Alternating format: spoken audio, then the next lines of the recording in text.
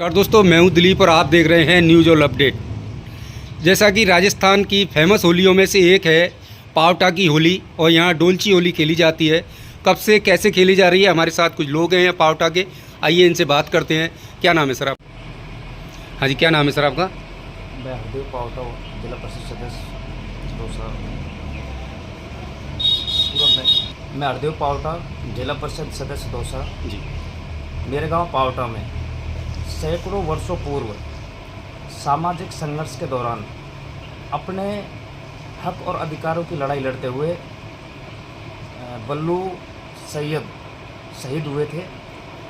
सैयद शहीद बल्लू सिंह हाँ, सैयद। अच्छा। उनका लड़ते लड़ते इस हदीरा मैदान में जी। धड़ से सिर अलग हो गया।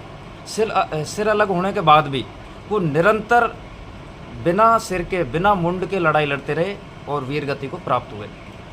उनकी याद में हदीरा चौक के मैदान में उस लड़ाई के परिप्रेक्ष्य में या उनके खूनी संघर्ष और जो हमारे गांव का जो इतिहास बना, उसकी याद में प्रतिवर्ष होली के अवसर पर दोज के दिन ये कार्यक्रम धूलेंडी से अगले दिन प्रतिवर्ष खेला जाता है। शुरुआत में यहाँ खूनी संघर्ष हुआ, खून की होली हुई, उसके बाद दूध की होली हुई जी। और कहते हैं कि कुछ समय के लिए जब होली ये धूलेंडी नहीं खेली हमारे गांव में जी। तो गांव पे विकट संकट और गांव विकट परिस्थितियों से गिर गया। फिर दोबारा ये खेल प्रारंभ हुआ।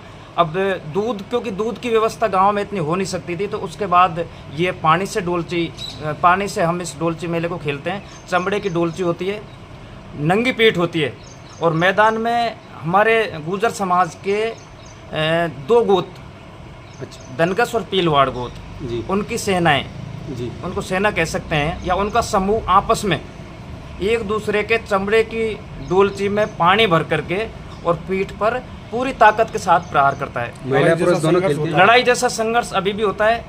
और मैं कहूँ कि उस मैदान के बाहर यदि उस डोलची की मार पड़े तो आदमी खड़ा खड़ा भी गिर सकता है, लेकिन वहाँ उस देवता का, उस जगह का ऐसा वरदान है जो उस मैदान में अंतिम समय मतलब गांव वाले ही उनको बचाते हैं, बाकी वो अपने यहाँ हटते नहीं हैं।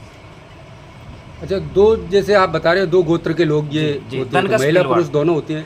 पहले पुरुष हदीरा मैदान में खेलते हैं, उसके बाद महिला और पुरुष, देवर भाभी की अपने अपने जगह, अलग अलग जगह अपनी तांती में या अपनी भात और अपनी पट्टियों में देवर भाभी की होली होती है। उसके पश्चात पूरे गांव में जो परिक्रमा मार्ग है गांव का, उसमें सामूहिक झांकियां, बहुत ही अच्छी झांकी हमारे गांव के लोग जो कलाकार हैं उनकी प्रस्तुति, बाहर से आने वाली प्रस्तुति होती है।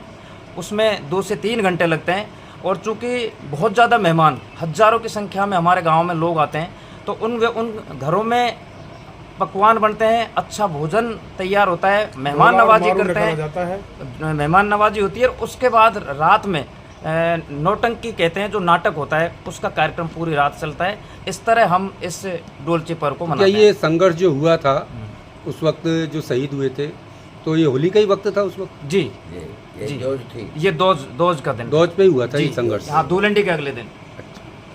मतलब होली, धूलेंडी, दोज, तीनों दिन चला था वो संघर्ष? तो दोज के दिन हुआ। अच्छा, दोज के दिन ही हुआ था। संघर्ष दोज के दिन हुआ। जी जी जी, ठीक, धन्यवाद आपका सभी का।